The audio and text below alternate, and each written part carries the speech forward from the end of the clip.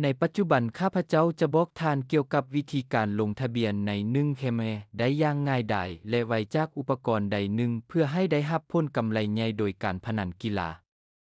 เปิดตัวท่องเว็บในโทรศัพท์หรือคอมพิวเตอร์ของทานพิมพ์1 เคมในแท็บค้นหาและไปที่เว็บไซต์อยู่ที่นั้นทานจะเข้าไปในเมนูหลักเลือกปุ่มลงทะเบียนข้าพเจ้าแนะนำให้ทานเลือกทางเลือกอีเมลเพราะว่านี้แม่นการลงทะเบียนอย่างเต็มที่กับการปกป้องข้อมูลของทาน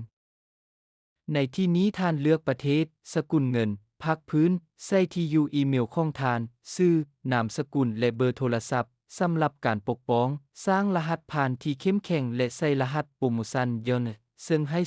200% ให้กับเงินฝากของทานและกดปุ่มลงทะเบียนค่อยจะออกรหัสโปรโมชั่นให้กับเจ้าในคำเห็นข้างลุ่มนี้วิดีโอหลังจากนั้นตื้มเงินใส่บัญชีของทานด้วยวิธีที่ง่ายและได้รับ